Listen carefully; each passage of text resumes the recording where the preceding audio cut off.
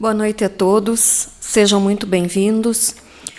O texto desta noite tem como título Não Cairás. Se perseverares no trabalho do bem, o trabalho no bem te garantirá o equilíbrio. Se não desistires da fé sobre o implacável guante da tentação, se não te afastares dos compromissos, por mais que eles te imponham sacrifício, se não abandonares o fardo à margem, por mais que te custe transportá-lo aos ombros, se não te subornares em tua dignidade, cedendo às facilidades com que o mundo te acene, se no clima de acerbas provações não te rebelares contra os sábios desígnios da providência, se não permaneceres de braços cruzados na expectativa da intervenção do alto na solução dos teus problemas, se não desacreditares do poder da oração, mesmo quando o socorro que implorares parece tardar, se não te deixares fragilizar pelas decepções sucessivas que experimentes em relação aos outros, se não esperares dos companheiros além do que seja justo esperar de alguém com as limitações que te são próprias, se não procurares qualquer espécie de evidência pessoal na tarefa que abraçastes, sem dúvida que na jornada que empreendas na direção da luz, te sentirás muitas vezes renteando o abismo, mas não cairás.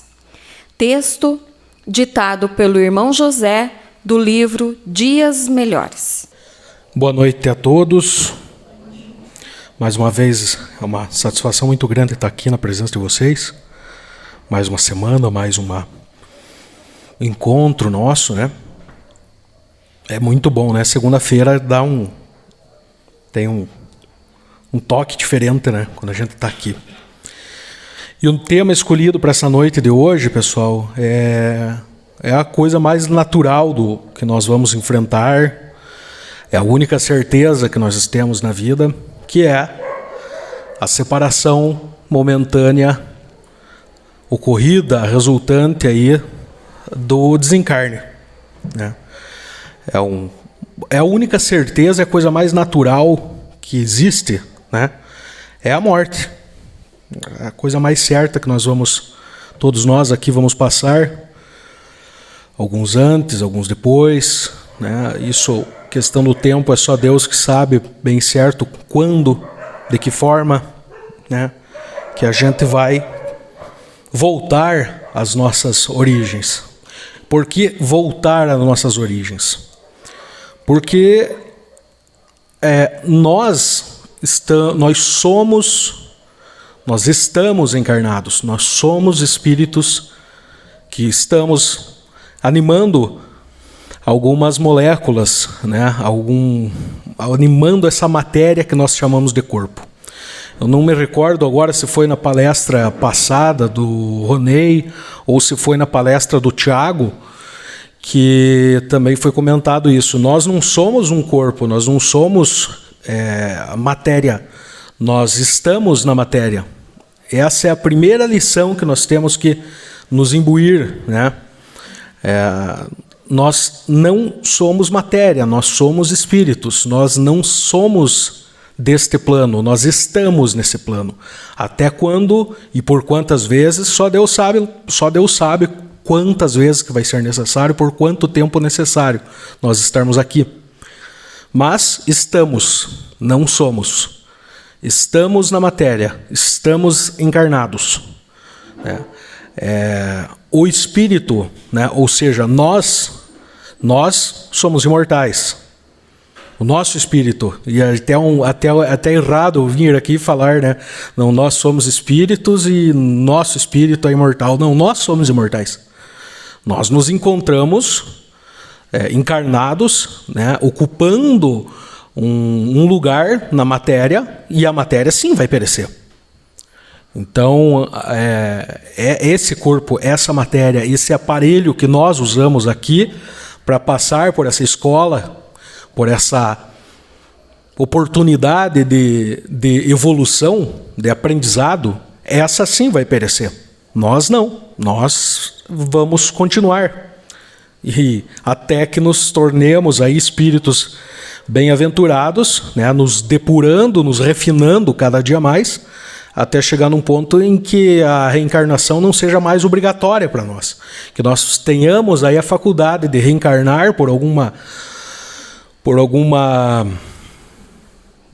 propósito ou não, né? Não seja mais necessário a reencarnação para nós. Ou seja, quando nós nos tornarmos espíritos bem-aventurados, tá? Com tudo isso, o que eu quero dizer, pessoal? A nossa condição original, a nossa pátria original não é esta.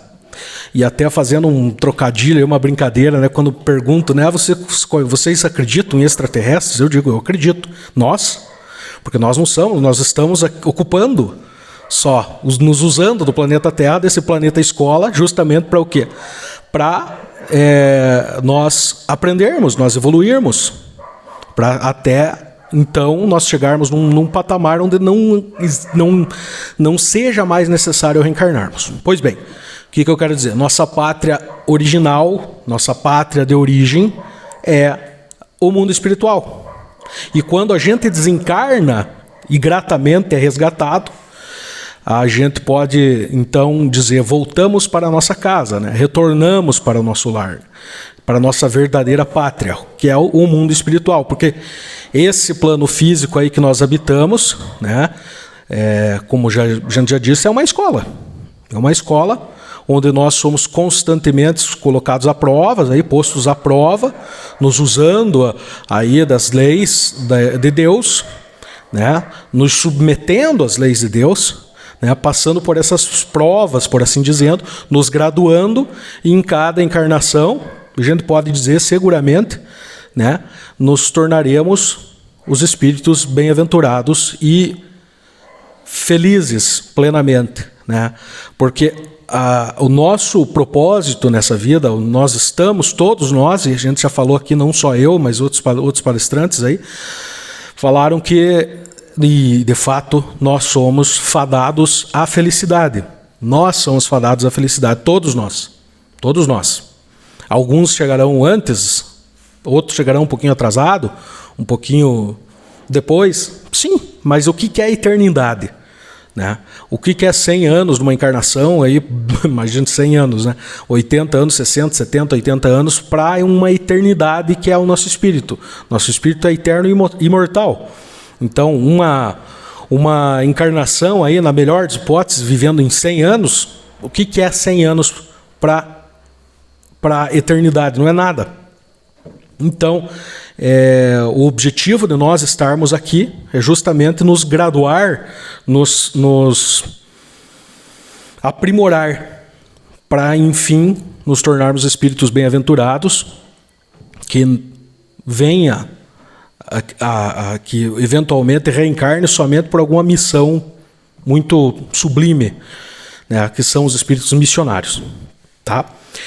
Então, gente, mas a gente sabe, todos aqui, né, eu acredito que todos nós aqui já passamos por a perda de um ente querido, né? Isso aí é uma coisa, infelizmente, normal, natural. Algumas circunstâncias, às vezes não, né? Como infelizmente tivemos a notícia de um acontecimento no dia de hoje, né?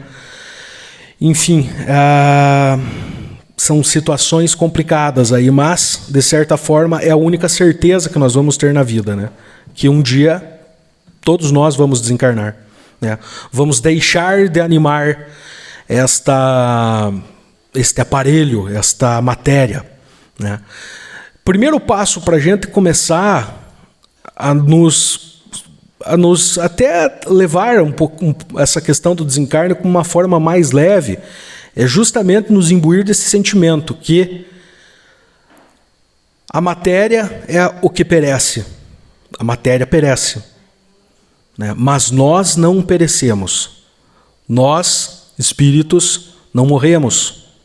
Nós seguimos adiante, talvez um pouco antes de algum ente querido nosso, mas nós continuaremos do mesmo jeito que a gente sempre foi, né? Inclusive com os nossos defeitos, os quais serão lapidados, melhorados, conforme vai passando o tempo, conforme nossas reencarnações. Mas nós devemos nos imbuir que o que perece é o corpo. Nós seguimos e nós vamos habitar outros lugares, né? Nós retornamos à nossa pátria original, tá?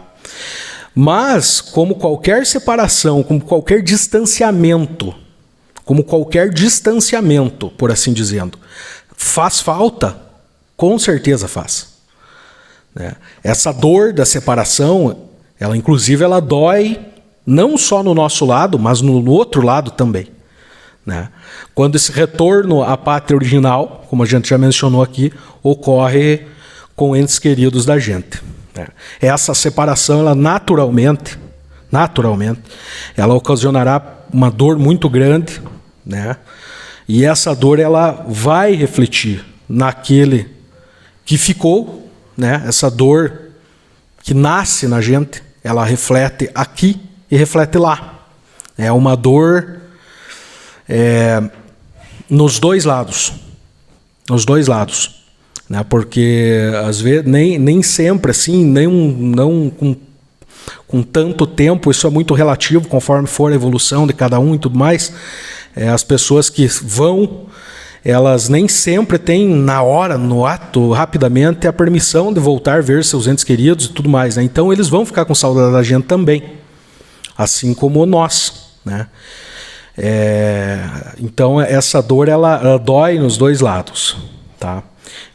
Justamente por quê? Porque o amor que nasce entre duas pessoas, ela não se rompe em hipótese alguma com a morte. Esse elo, né, que une essas duas pessoas não se dissipa com a ocorrência do desencarne, né?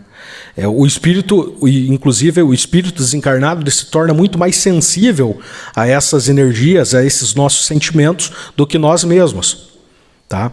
Por isso que é importante a gente procurar ao máximo, né, se equilibrar. Diante de uma perca, diante de uma situação de luto, né, nós temos que nos imbuir de que o que morre é o corpo que perece.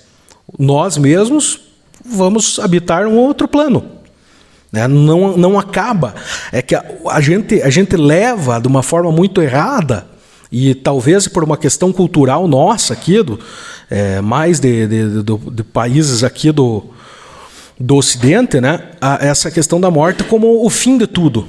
E na verdade não é o fim de tudo. A morte, ela é um encerramento de um ciclo, mas não é o fim. Encerra-se um ciclo, inicia-se outro ciclo.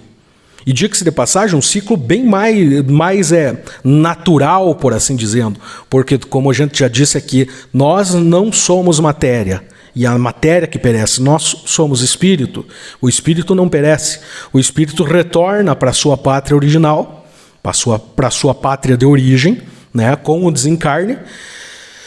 E não deixa de existir. Como a gente erroneamente talvez confunde isso, né? A gente considera a morte como o fim de tudo, e na verdade não é. É o encerramento de um ciclo e o início de outro ciclo. Um ciclo para aquele que viveu e desencarnou, assim como um ciclo para aquele que se encontra na matéria ainda, né?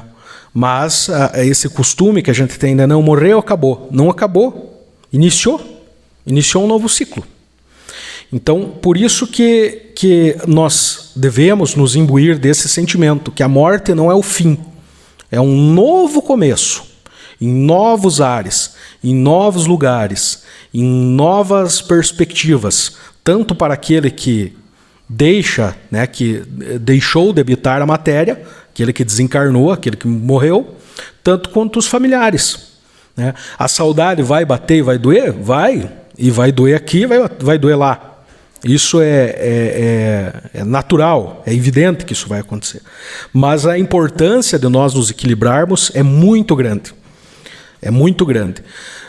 Principalmente por amor aos nossos entes queridos que partiram antes de nós. Justamente porque nós, enquanto estamos ainda encarnados, a matéria ela funciona, de certa forma, como uma espécie de, vamos dizer assim, uma forma mais didática, com medo, talvez, de cometer uma gafe, mas tentando, de uma forma lúdica e didática, expor para vocês.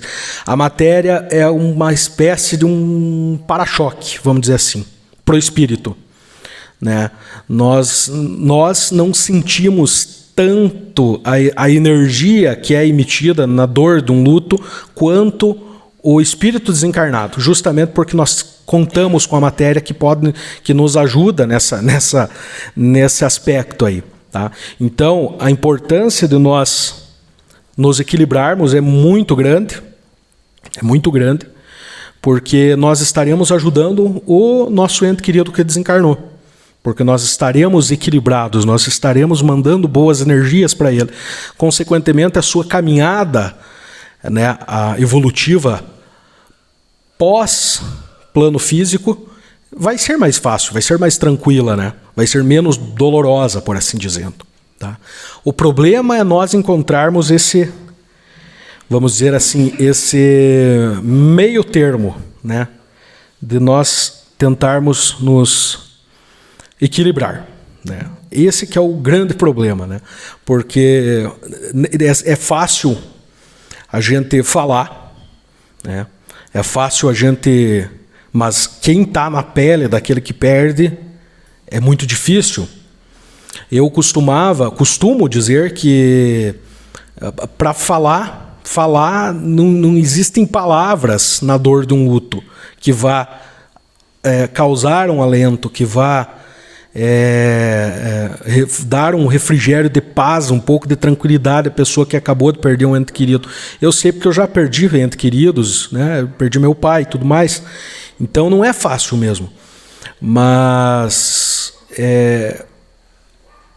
hoje, entendendo dessa importância de se equilibrar, da pessoa que perdeu o ente querido, procurar se reestruturar, procurar se equilibrar, inclusive em amor, por amor ao ente querido que partiu, é de suma importância. Eu teria levado, na minha experiência, teria procurado levar um pouco mais, de uma forma mais sensata, o período de luto. Mas, agora do ponto de vista psicológico e sentimental, né, por assim dizendo, o que é que podemos fazer para encontrar esse equilíbrio? Para nós, de certa forma, e dentro da medida do possível, a gente se equilibrar. Equilibrar, primeiro, para o nosso próprio bem, para a nossa própria vida, para a nossa própria felicidade, por assim dizendo, para nós, minimamente, pelo menos, tentar se equilibrar, tentar colocar os pés no chão e viver a nossa vida. Né? E, em segundo lugar, e talvez até de uma forma mais importante, se nós pensarmos pelo lado da lei da caridade, né? Em prol da evolução da caminhada do espírito que acabou de desencarnar. Então, quais são essas recomendações, vamos dizer assim? De acordo com a psicologia, de acordo com estudos aí voltados nesse tema, luto. Né? Primeiro deles, compartilhar os seus sentimentos. Ou seja, não deixar de falar. Né? Por mais que às vezes você ache, não, mas eu acho que eu estou enchendo o saco dessa pessoa aqui. Essa pessoa não está gostando mais do que eu estou falando aí, mas a importância de compartilhar esse sentimento é muito grande. Né? Principalmente aí nos primeiros meses do luto. Né? Os primeiros meses do luto são os mais difíceis, as datas comemorativas de aniversário, de falecimento, Dia das Mães, Dia dos Pais, essas coisas aí, né, são mais pesadas. Então, a importância de compartilhar esse sentimento. né? Deixar extravasar esses sentimentos, né? Desabafar sobre aquilo que está te angustiando, né? Sobre aquilo que está te corroendo por dentro de certa forma, né? Procurar um amigo, procurar uma pessoa que seja um bom ouvinte, não precisa falar nada, só ser um bom ouvinte, né? Até nós, enquanto pessoas aí passíveis de ser um ombro amigo nessa hora, nós não precisamos necessariamente ser uma pessoa que seja um bom conselheiro, mas sim um bom ouvinte, porque esse talvez seja o primeiro ponto aí, a primeira recomendação dentro de um período de luto. Compartilhar os sentimentos, extravasar tudo aquilo que está dentro da pessoa, está dentro do peito e não pode deixar para dentro, tem que falar. Tá? Segundo ponto, saiba também, em contrapartida com esse primeiro ponto de compartilhar os sentimentos, nós devemos saber também quando evitar de falar da sua perda, né? É necessário também a gente ter esse ponto de equilíbrio, né? Necessário saber quando evitar de falar sobre esse assunto. É importante aí que nós, enquanto pessoas enlutadas, digamos, né, claramente às pessoas que estão abertas a nos ouvir, né, que só toque no assunto quando a pessoa se sentir confortável.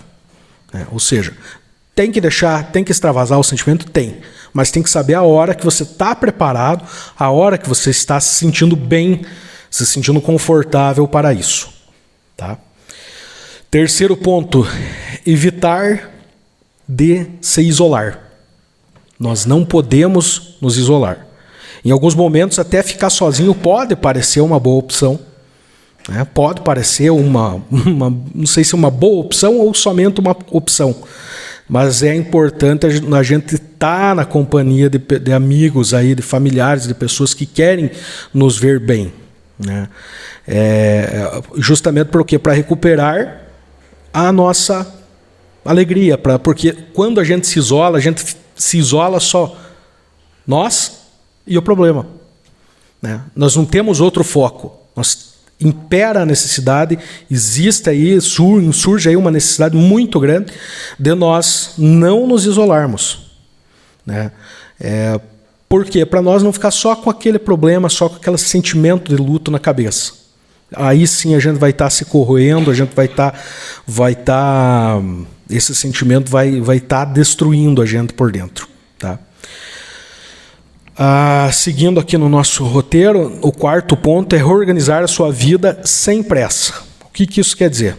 Nós não precisamos ter pressa para adaptar a nossa vida, né, com a ausência daquele ente querido. Nós não precisamos ter pressa, porque a pressa é inimiga da perfeição. Você deve fazer tudo um passo a passo, deve se reorganizar. É importante nós nos reorganizarmos, mas não precisa ter pressa para isso, porque às vezes com a pressa nós deixamos de fazer alguma coisa, deixamos de observar algum ponto crucial nessa nova vida, nessa nova fase da nossa vida, sem aquele ente querido, né? Importante aí nos primeiros dias a gente dar uma diminuída na nossa jornada de trabalho, nas nossas atividades, né? Para nós ir retornando a nossa vida conforme vai se sentindo preparado para isso, né?